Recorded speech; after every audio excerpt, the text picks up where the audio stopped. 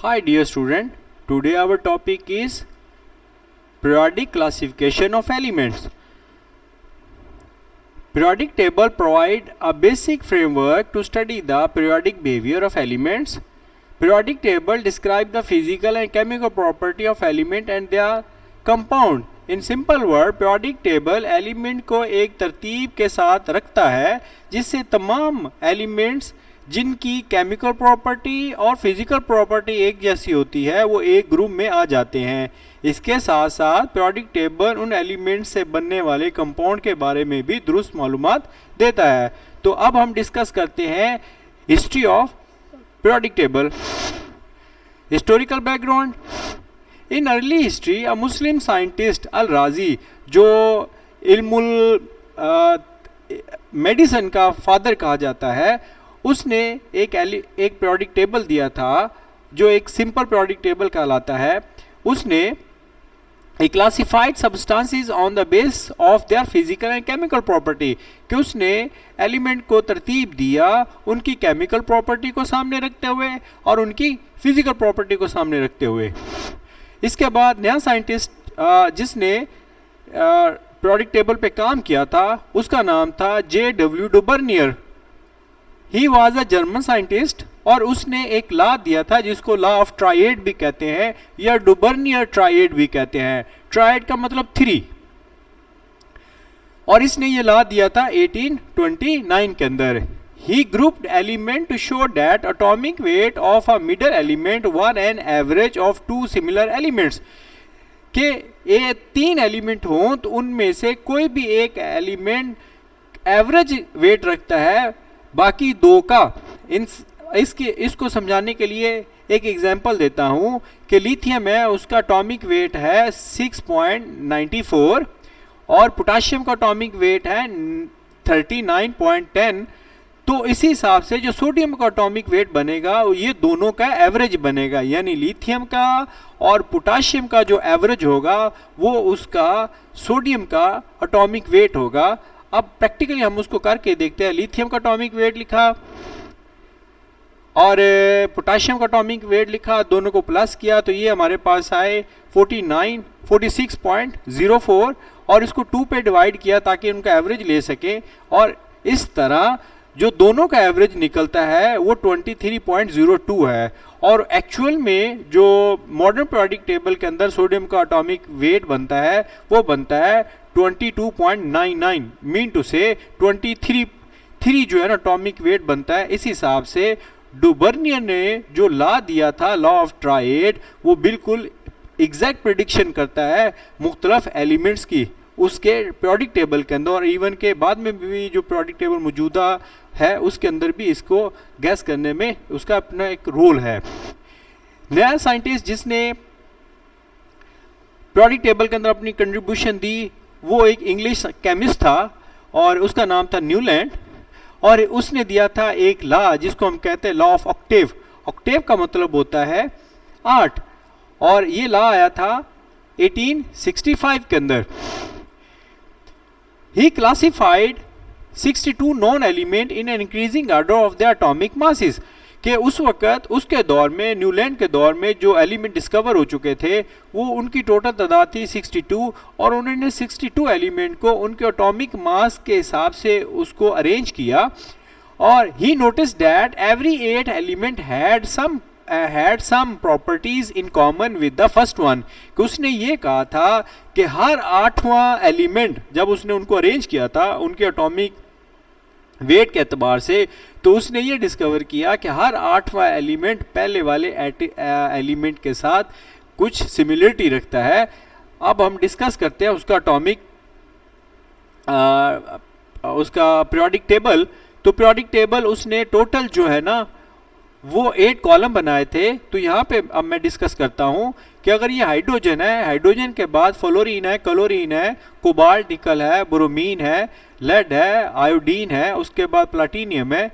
इसके बाद जो नेक्स्ट एलिमेंट आता है लिथियम, वो कॉमनैलिटी रखता है हाइड्रोजन के साथ, और ये 8वां एलिमेंट है हाइड्रोजन के बाद जो लिथियम जो हाइड्रोजन से सिमिलरिटी रखता है। इसी तरह न्यूलैंड ने जितने भी एलिमेंट को अरेंज किया उनके अंदर काफ़ी कॉम्बिनलिटी है केमिकल और फिजिकल प्रॉपर्टी के अंदर। तो ये इसका सेकंड जो था लाइफ ट्राइड के बाद पीरियोडिक टेबल, जो सेकंड पीरियोडिक टेबल जो बड़ा इंपॉर्टेंट सामने आया in the history of chemistry, वो न्यूलैंड का था। इसके बाद दिमित्री मेंडलीफ, ये एक रशियन था, जैसे कि नाम से जाहिर है, इसने एक लॉ दिया था जिसको कहते हैं पीरियोडिक लॉ, इन 1869 के अंदर दिया था। हमारे यहाँ इस वक्त अलीगढ़ यूनिवर्सिटी बन चुकी थी। He gave comprehensive scheme for the classification of element. एक तो इसने एक कंप्रीहेंसिव किस्म की एक ये स्कीम थी एलिमेंट को क्लासिफाई करने की। And he gave first regular periodic law table, और उसने एक पहला पीरियोडिक टेबल दिया था जो रेगुलर था, जो एक्सेप्टेबल था, जो आज के दौर में भी उसको माना जाता है। Element with similar chemical property he arrange in a vertical column called group. और ऐसे एलिमेंट जिनकी केमिकल प्रॉपर्टी बिल्कुल एक जैसी थी या वो सिमिलर थी, उनको एक ग्रुप में उसने अरेंज किया, और ग्रुप का नाम या वो उस ग्रुप को उस कॉलम की शक्ल में अरेंज किया। Horizontal row of the table were called period. और जब आप कॉलम अरेंज करेंगे, ग्रुप अरेंज करेंगे, तो यकीनी तौर पे उनकी रोज भी बनेगी, और मेंडलीफ ने उन रोज को पीरियड का नाम दिया।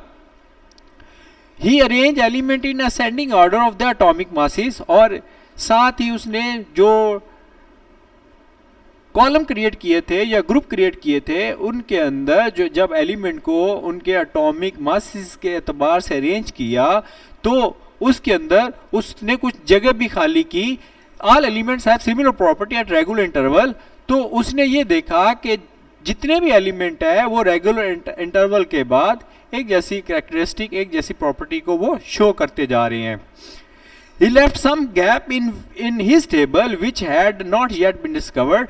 और उसने जब पीरियोडिक टेबल बनाया तो उनमें से कुछ जगह खाली छोड़ दी, जबकि वो एलिमेंट अभी डिस्कवर नहीं हुए थे। लेकिन उसने ये प्रेडिक्ट कर दिया कि जो भी एलिमेंट इस जगह पे आएगा, इसकी सर्टन उसने प्रेडिक्ट किया था कि ये उसकी केमिकल प्रॉपर्टी होगी और ये उसकी फिजिकल प्रॉपर्टी होगी। जब बाद में जब वो एलिमेंट डिस्कवर हुए तो वो एस्टोनिशिंगली वो बिल्कुल वही प्रॉपर्टी रखते थे जो कि मेंडलीव ने प्रेडिक्ट की थी। मिसाल के तौर पे germanium was discover later, it had remarkable agreement with the Mendeleev prediction है। तो इसी तरह उसकी जो प्रेडिक्शन थी एलिमेंट के बारे में, जो उसने पीरियोडिक टेबल के अंदर रखी थी अपनी पीरियोडिक लॉ के यूज करते हुए, वो बिल्कुल सही साबित हुई। अच्छा, तो अब हम मेंडलीव का पीरियोडिक टेबल डिस्कस करते हैं। यहाँ पे आप देखें कि उसने जो पहला कॉलम है, पहला ग्रुप है, उसने उसको ज़ीरो का नाम दिया। इसमें हीलियम है, नियोन है, आर्गन है, क्रिप्टॉन है, ये सारे के सारे नोबल गैसेस हैं, लेकिन उसने उसको नंबर 0 का दिया। लेकिन मॉडर्न पीरियोडिक टेबल के अंदर इसको 8A का मतलब नाम दिया गया है। इसके बाद हाइड्रोजन, लिथियम, सोडियम, पोटाशियम को उसने 1 दिया, जबकि मॉडर्न पीरियोडिक टेबल के अंदर उसका 1A नाम लिखा रखा गया। इसी तरह बोरोन, मैग्नीशियम को उसने 2A दिया, जबकि मॉडर्न पीरियोडिक 2 दिया और मॉडर्न पीरियोडिक टेबल के अंदर उसका 2A है। इसी तरह 3 बोरोन, एल्यूमिनियम को दिया, 4 कार्बन और सिलिकॉन को दिया, 5 नाइट्रोजन, फास्फोरस को दिया, 6 उसने ऑक्सीजन, सल्फर को दिया, 7 उसने फ्लोरीन, क्लोरीन, ये हेलोजन आज के दौर में भी उसी 7 के साथ ही ये अपनी जगह पे कायम है। और आगे जाके उसने जो 8 नंबर दिया है वो दिया है आयरन को, कोबाल्ट को और निकल को। और ये मौजूदा मॉडर्न पीरियोडिक टेबल के अंदर ये इनर ट्रांजिशन मेटल के अंदर ये आ जाते हैं। अब हम मॉडर्न पीरियोडिक टेबल के साथ इसको कंपेयर करते हैं, फिर आपसे चीज़ें शेयर करेंगे। सबसे पहले क्या है, जो 1 है मौजूदा क्या बना, 1 जो कॉलम है मौजूदा 1A का नाम दिया गया है, 2 को जो है ना 2A का नाम दिया गया। जो 1 है वो अल्कली मेटल है और 2A क्या है, अल्कली अर्थ मेटल है। इसी तरह 3 को उसने 3A का नाम दे दिया मॉडर्न पीरियोडिक टेबल के अंदर। और इसी तरह 4 को 4, 5 को 5 और 6 को 6 और 7 को 7। उधर 7 ओनली 7 है और इधर 7A है। ये हेलोजन एलिमेंट सारे इसमें आते हैं। और इसी तरह जो 0 के साथ, जो उधर 0 है इधर 8 हो गया मॉडर्न पीरियोडिक टेबल के अंदर, इसको 8A कहते हैं और इसको नॉन मेटल भी कहते हैं, नोबल गैसेस भी कहते हैं। और इसी तरह जो 8 एलिमेंट है उसने जो इनर ट्रांजिशन मेटल था उसको आके दे दिए। Henry Moseley in 1911 a physicist Moseley discover atomic number के उसने एटॉमिक नंबर डिस्कवर किया एक्स को यूज़ करते हुए, और ये फिज़िक्स की हिस्ट्री के अंदर एक रेवोल्यूशनरी एक्ट था कि उसने एक्सरेज को यूज़ करते हुए मुख्तलिफ एटम के एटॉमिक नंबर मालूम किए।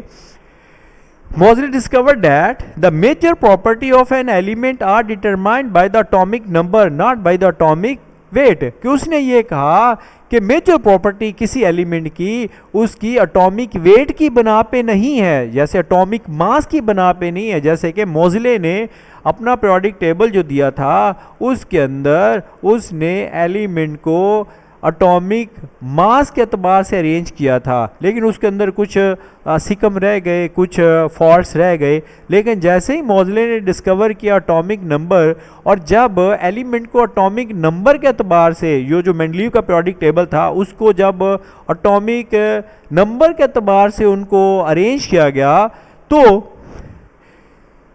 एक मॉडर्न पीरियोडिक टेबल की शक्ल में हमें एक चार्ट मिला, या मॉडर्न पीरियोडिक टेबल हमें मिला। फर्दर वो कहता है if the elements are arrange in ascending order of the atomic number the chemical property repeat in periodic manner. तो उसने ये कहा कि ये मोज़ले ने कहा, पहले मेंडलीव ने कहा था कि वो रिपीट करती है अपने केमिकल प्रॉपर्टी पीरियोडिकली अपने एटॉमिक मास के अतबार से, लेकिन इसने ये कहा कि एटॉमिक नंबर के अतबार से केमिकल प्रॉपर्टी रिपीट करती है इन अ पीरियोडिक मैनर। और ये हाईली कंप्रिहेंसिव जो था ना पीरियोडिक टेबल मोज़ले की डिस्कवरी के बाद डेवलप हुआ, जिसको हम मॉडर्न पीरियोडिक टेबल कहते हैं। Improvement in Mendeleev tables, let's discuss one by one. Number 1, an extra group 8A noble gases were added है। ज़ाहिर जब मोज़ले डिस्कवर किया तो मेंडलीव के पीरियोडिक टेबल के अंदर चेंजेस आई। पहले नंबर पे क्या किया गया कि मेंडलीव के पीरियोडिक टेबल के अंदर जो 0 था वो उसको क्या बना दिया गया, 8A बना दिया गया, या नोबल गैसेज का नाम उसको दे दिया गया। Number 2, in Mendeleev times it was not added है, लेकिन मेंडलीव के टाइम पे उसको ऐड नहीं किया गया था, लेकिन मोज़ले डिस्कवरी के बाद उसको ऐड कर दिया गया। बेरिलियम, मैग्नीशियम, कैल्शियम, स्ट्रोंटियम और बेरियम, जिंक, कैडमियम और mercury were place in a single group. Mendeleev ने तो उनको सिंगल ग्रुप में रखा था, लेकिन according to their property they belong to different categories. लेकिन उनकी कैटेगरी के अतबार से ये दोनों ग्रुप जो सामने नज़र आ रहे हैं वो अलग-अलग थे। तो फिर क्या हुआ, the confusion was removed by dividing the element to 2 groups. चूँकि ये दो अलग कैटेगरी से तल्लक रखते थे, जब इनको दोनों को अलग कर दिया गया तो फिर ये जो कन्फ्यूजन थी वो दूर हो गई। मिसाल के तौर पे बेरिलियम, मैग्नीशियम, कैल्शियम, स्ट्रोंटियम और बेरियम को उसने 2A के अंदर रख दिया गया, जिसको अल्कली अर्थ मेटल कहते हैं, और जिंक, कैडमियम और मरकरी को रख दिया गया इनर ट्रांजिशन मेटल के अंदर। और किस कॉलम के अंदर, वो था 2B के अंदर। तो 2B जो है ना आज के दौर में एक एग्जैक्ट पोजीशन शो कर रहा है जिंक की, कैडमियम की और मरकरी की। Thanks for watching and please subscribe the channel.